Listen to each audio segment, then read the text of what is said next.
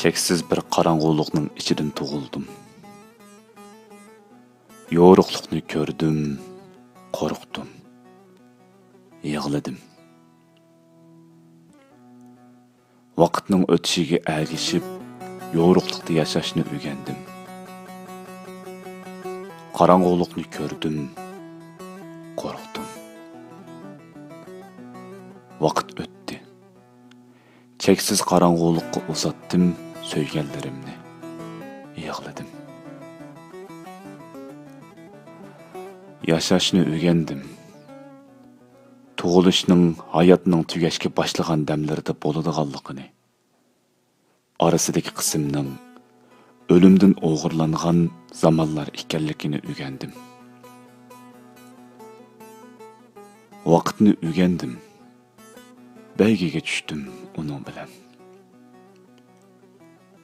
Vaqt bilan musobaqalashgala bo'lmaydiganligini, uning bilan aplashib o'tishning lozimligini yana shu vaqt bilan o'rgandim.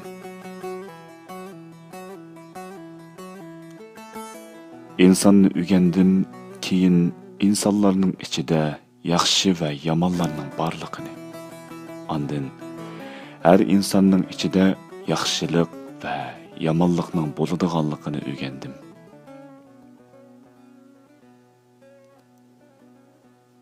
Söyüşni o'rgandim, keyin ishonishni. Oxirida ishonchning so'ygiga qaraganda texmi mangulik bo'ladiganligini o'rgandim.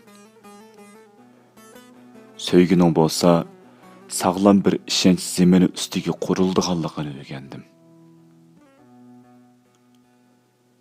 İnsan bedenini o'rgandim. Keyin bedenining ichida bir ruh bo'ladiganligini, ondan ruhning asli bedenning ustida bo'ladiganligini o'rgandim. Kainatni o'rgandim. Keyin kainatni yo'ritish yo'llarini o'rgandim. Eng oxirida kainatni yo'ritish uchun oldi bilan atrofimizni va o'zimizni yo'ritishimiz kerakligini o'rgandim.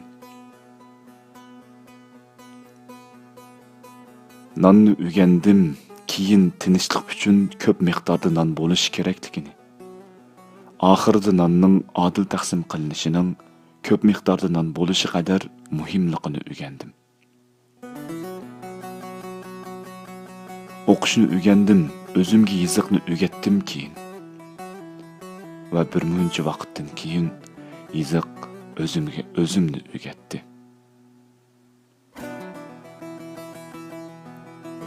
Ketishni o'rgandim. Keyin bo'lsa, chidayolmay qaytishni. Eng oxirida o'zimga tas bo'lsa-mu, yana ketishni o'rgandim.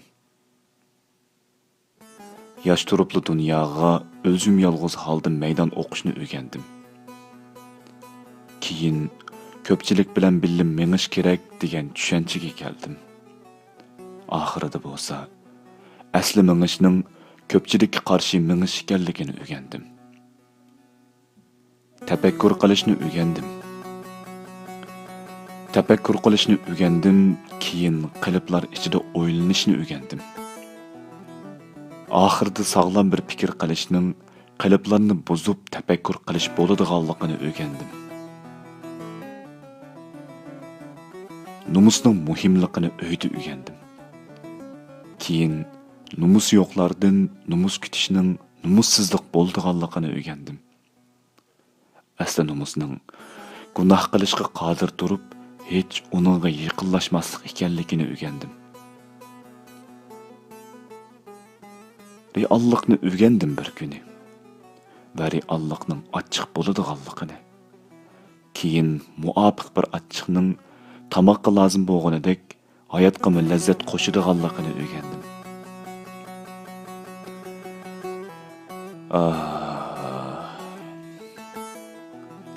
Her canlıqning o'limni teteydiganligini, ammo ba'zilarining hayotni teteydiganligini o'rgandim. Men do'stlarimni na yurikim bilan, nä aqlim bilan söyman. Yürek to'xtaydi, aql untuydi. Men dostlarımni faqat ruhim bilan söyman. U nä to'xtaydi, nä